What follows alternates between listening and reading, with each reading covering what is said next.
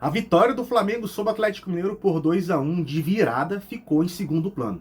A agressão de Pablo Fernandes, preparador físico de Jorge Sampaoli, em Pedro, logo após o final da partida, vem roubando a cena desde os últimos minutos lá do jogo de Belo Horizonte.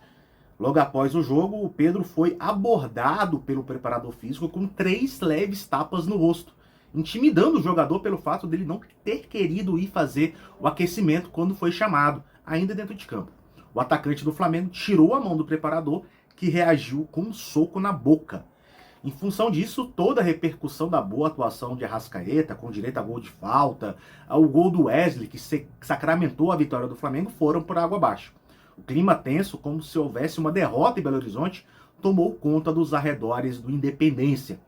Pedro chegou a solicitar a presença da Polícia Militar com a intenção de fazer um boletim de ocorrência. Pablo Fernandes entrou no ônibus da delegação para seguir para o aeroporto, como se nada tivesse acontecido, mas acabou sendo intimidado pela Polícia Militar de Minas Gerais para ir à delegacia para prestar o depoimento.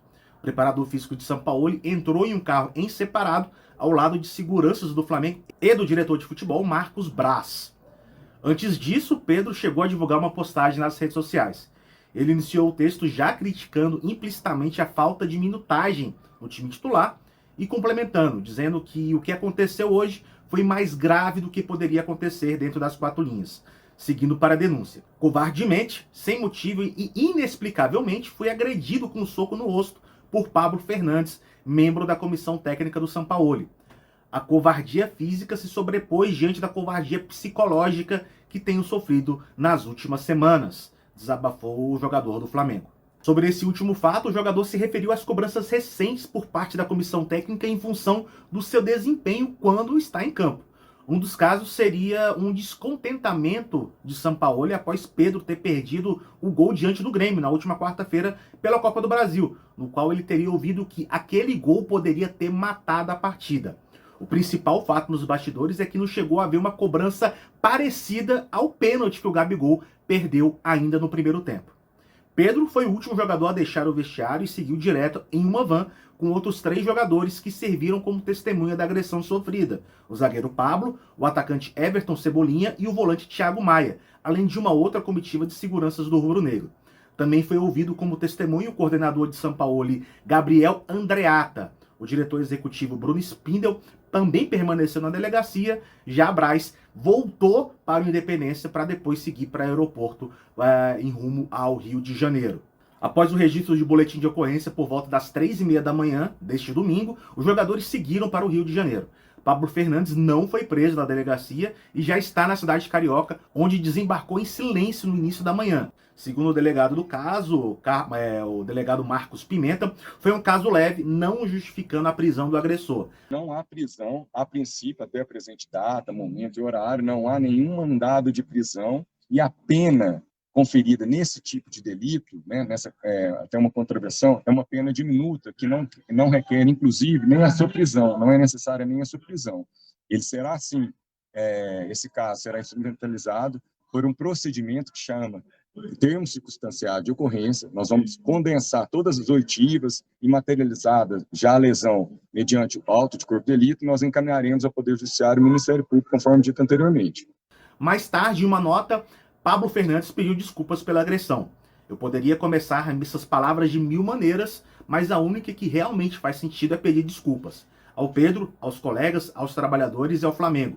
Entrei no vestiário muito chateado, querendo resolver logo a situação e fiz errado.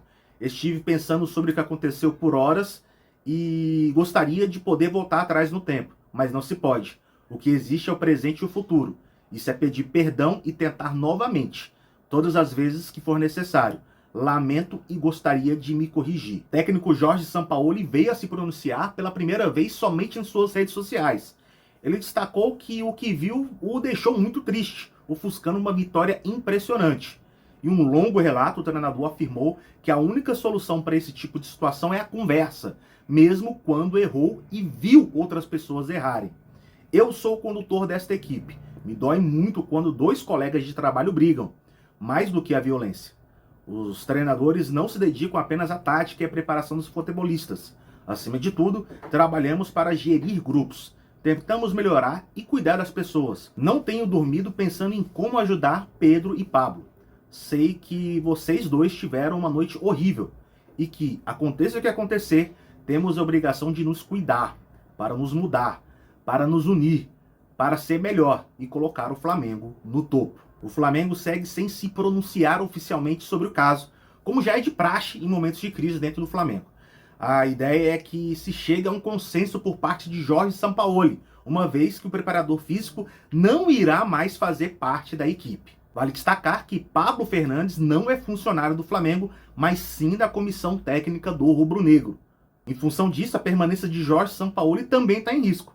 Caberá ao treinador o posicionamento inicial se deseja continuar no clube sem o Pablo Fernandes ou se vai se solidarizar com seu amigo de longa data com a decisão de também deixar o Flamengo.